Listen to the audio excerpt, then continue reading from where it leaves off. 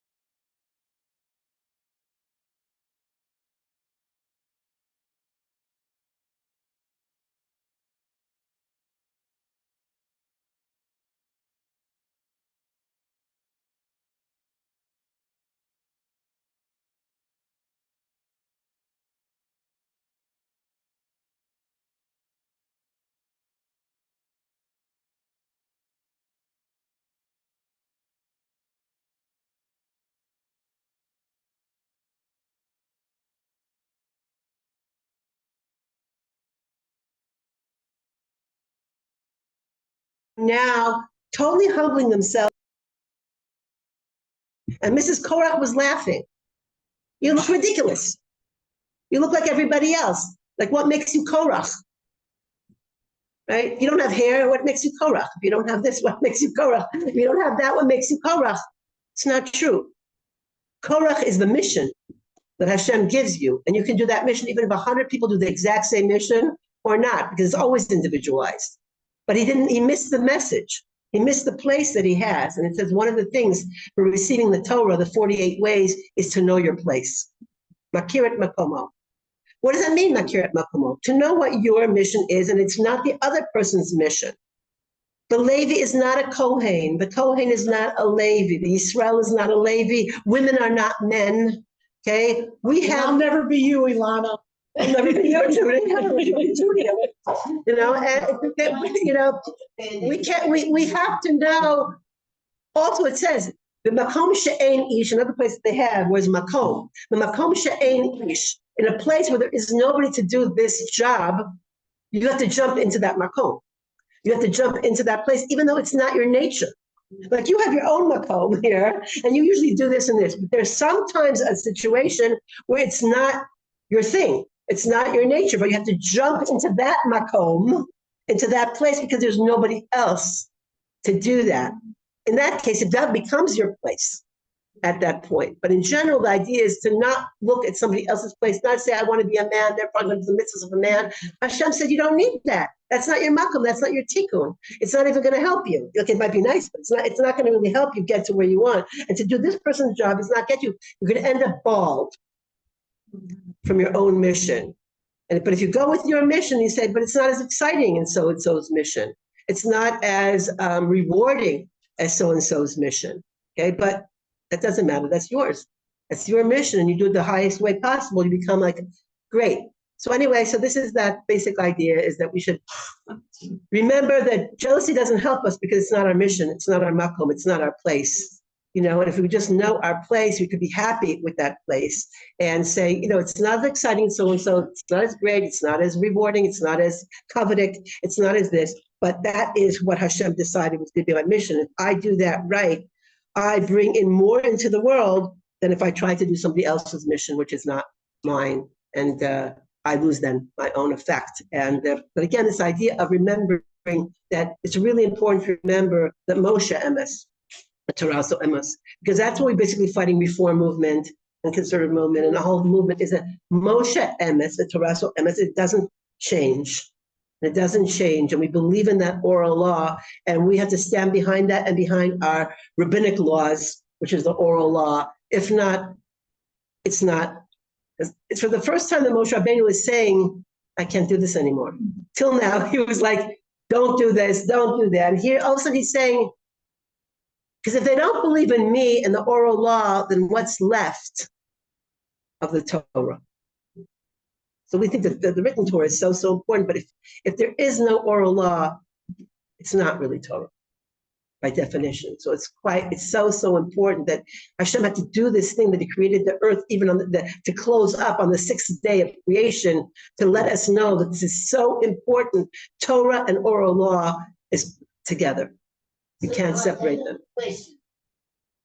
How the Korah didn't understand. If Hashem wanted him to be, why Hashem didn't talk to him? Why he talked to Moses? Again, when somebody has, it's not objective and he's subjective and he was kavod, he becomes irrational.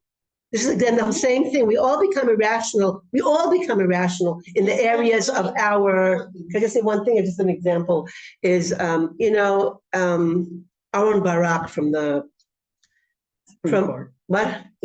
Supreme Court that he through his brilliance, unfortunately, whatever, brought so much power into the hands of the Supreme Court that no other court in the world has such power. It has more dictatorial powers than dictators. Okay, but what did he believe? He believed that judges and very, very intellectual people and intelligent people cannot make mistakes in morality. Right?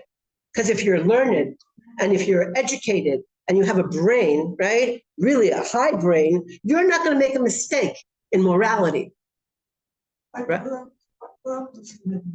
I don't know. That's a good question. Maybe he felt that about himself. Okay, maybe he felt so. Now, for the first time, was his being in the courts of the Hague, however you say it, whatever, the Hague.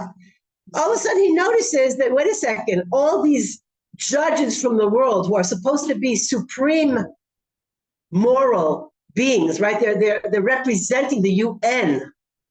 Okay, are supposed to be rational and fair. He sees all of a sudden they're not rational and fair. So how did that happen? Because unless people are keeping laws and have something to guide them that's godly, they're going to become irrational. It became like this because people abandoned Hashem. This is the core what's going to the war. Because when Korach said, why Moshe, why not me? It depends Hashem just as Hashem choose the wrong person. What he was talking about. Or he says Moshe decided, not Hashem didn't tell him. He didn't believe in Moshe. So why talking to Moshe, not talking to me, but it is Hashem here. Also, It's always against it. The people who think they can make decisions, but they forget. They forget. They lose their mind. Okay, thank you very much, Illana. Thanks for all the effort to get here. I know it's big pressure, so appreciate it very much. Okay. Okay, so we've been talking about the laws of Shabbos. In the laws of Shabbos, we've been talking about carrying Hotza'ah for quite a while. And last week we started a new topic, which is about malbush, clothing, and tachshit, decorations, jewelry. So we're working on first we're going to go through malbush. And we said that the reason you would think that wearing clothes might be carrying, but the reason that it is not is because it is intrinsic to your body. And a person who is not wearing clothing, the exalted creatures that we are, it's a busha, and having clothing brings you kavod. So it's an essential part of who a person is. Okay, and then also we talked about the fact that there are different materials that clothing can be made of. And very quickly, if it is from these materials, it adapts the status very easily of clothing. So a cloth, in whatever form is clothing, but it also includes things like plastic, vinyl, rubber, canvas, leather, felt, all of these things, even fig leaf, let me see if it's on the list. I believe as long as it's been picked before Shabbos, it's okay. And for that purpose. Okay. So a person is really allowed, because these things take the status of malbush very easily. So you're allowed to actually adapt them in cases of emergency. So for example, if you were to pick up a blanket and wrap it around yourself, or a towel and wrap it around yourself and go outside with that would be okay. Even though it wasn't made to be a dress or a coat or whatever, but because it's of malbush material, it's allowed to be adapted. And he gives other examples where this is true. It's any material that's used in a manner that protects you and serves some purpose for your body. So, for example, a dry cleaning bag. Okay, make sure you have to actually have to make sure that the holes are there before Shabbos, so you can wear it kind of as a tunic. Okay, a plastic bag is you can use that for covering your head, not for covering your hat. Okay, only for covering your head. You're not allowed to use it to protect a hat. You're allowed to use it to protect yourself. We have an So they have an Eruv, right? But if there was no Eruv, would definitely be a problem. Unless it's a special. Even that, Perhaps. Nachon. I mean, there's a difference of opinion in that. Some people say Rav Moshe Feinstein said not, but other people say that it's okay because it's sort of an extension of the hat, which is an extension of the person. So I don't know. That's What if let's say you're wearing a tipple. Yeah. And it's really raining outside. You can put because your head would get soaked. Exactly right. Right. Same thing with the shaitel. It's not for a woman when you're putting a plastic bag, and it could be one of these little plastic bonnet things. Do they have that still? My mother had one. The vitamin line. Which store is that? Okay. Anyways, because so really what you're protecting your head because the rain or the inclementity will go through. Okay. Without the something on it is not allowed. It is allowed. It's allowed. Again, it's like anything, any material that will protect your body is I mean, that's one of the purposes of clothing, is to protect your body. So if it will protect you, the difference is like there's a question with a hat. Are you protecting the hat or are you protecting the person?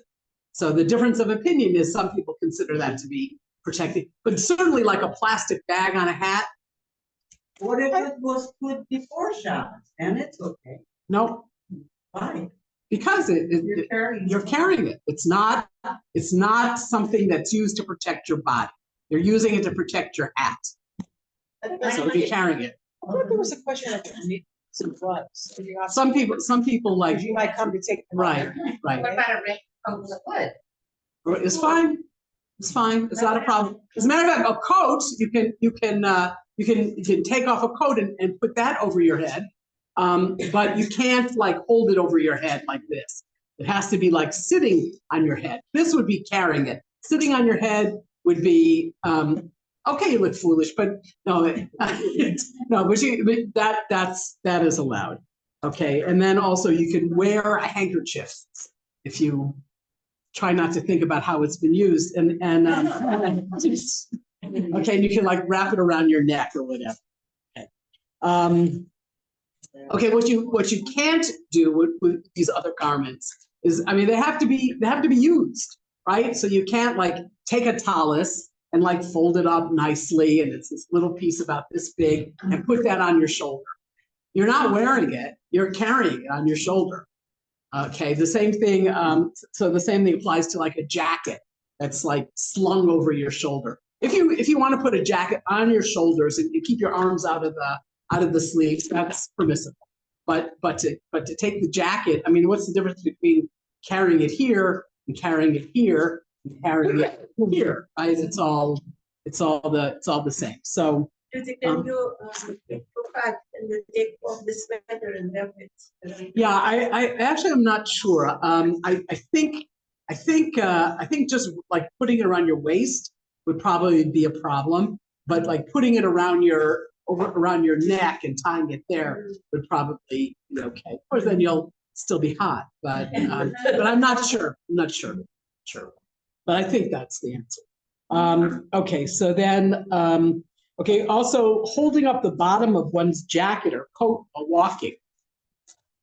I don't know if I think if it's protecting the coat, then you can't do that. I think if it's to like you're gonna trip on the steps, I think that's like a different situation. That's lifting it up so you don't fall is to protect you. But picking it up so it doesn't get wet is protects it. Okay, and then also this one is very appropriate for me, rolling up a skirt that's too long for the wearer at the waist. Can you do that? Cannot, yeah. So you can do it in advance. What? You can do it in advance. You could sew it in advance. You can't roll it. Can't, well, how do you put, I mean. Well, I thought when you roll it, it's too long. It's not, you are considered carrying. When you walk out the door with this little bunched up thing here.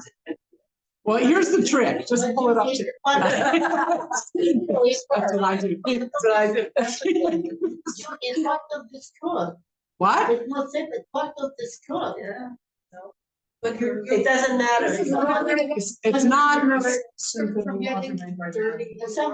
ready. No, it's very.